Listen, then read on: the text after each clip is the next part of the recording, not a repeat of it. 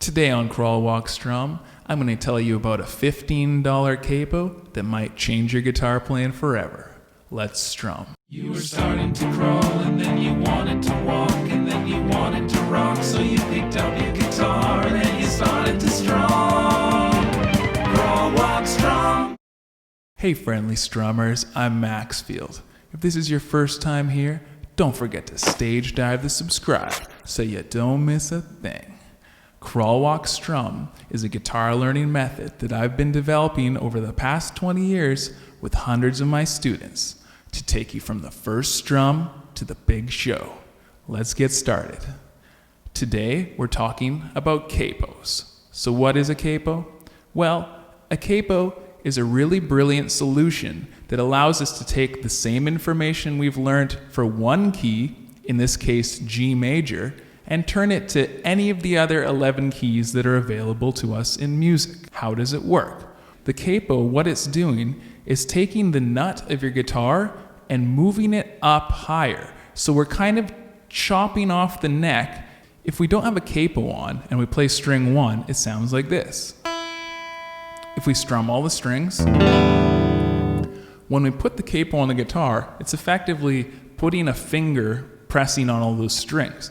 But because the capo does all the work, it allows us to keep our fingers available for playing other notes. So if we put it on fret 1, it'll sound higher. Fret, 5 maybe. You see how it works. When we learned about tuning in a previous episode, I'll leave the link in the description if you missed that one, we learned that the strings of the guitar are E, B, G, D, A, and E.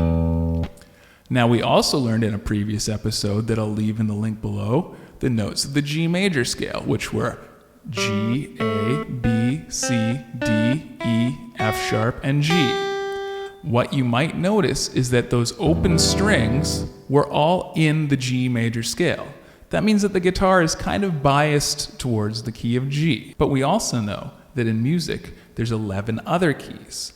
And how are we going to learn those? Do we have to learn them completely from scratch? The capo allows us to transpose the existing fingerings that we've been practicing. So for example, we learned how to play the G major scale using diatonic chords. We went like this: G major, A minor, B minor, C major, D major, E minor, F sharp diminished, and G.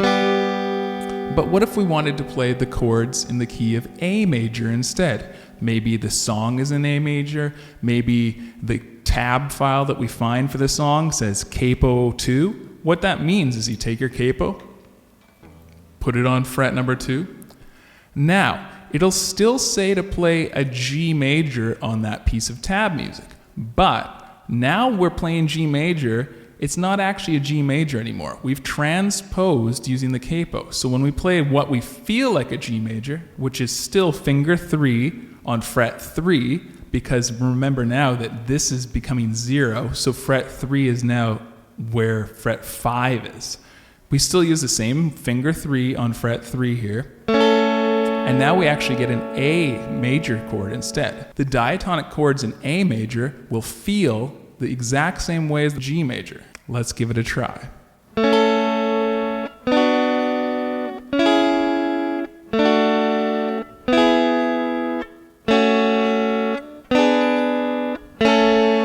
can see it works perfectly. Now we had these 6 or 7 chords that we already learned before in the key of G, but using a capo, we can put them into any key. The most common time that I personally use capos is when I'm learning a song, perhaps by a female vocalist, and it's just too high for my voice. So I'll just put a capo on the guitar. Usually I kind of just randomly put it somewhere halfway through the guitar and just try out the song again and see if it fits my voice better. With a little bit of trial and error, you can quickly figure out which place you like your capo to be so that you can be in the proper key for your voice. I'm going to do another lesson on capos in the future where I go more in depth on exactly how to know which fret to put the capo on in the first place, depending on your scenarios. But I think today we're going to leave it at that.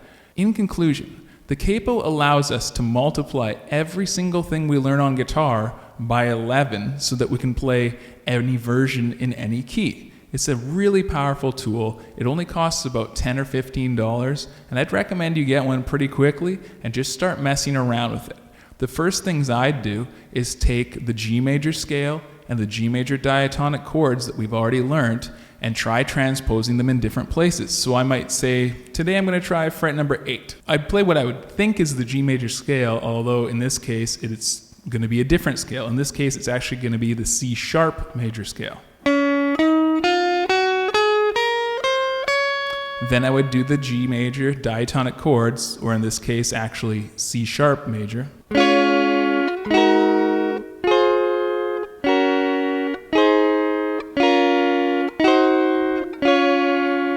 And I would do that every day in a different place and just get used to the way these different scales and chord progressions feel in different parts of the neck. You'll see it gets kind of smaller up here at the top and down here at the bottom.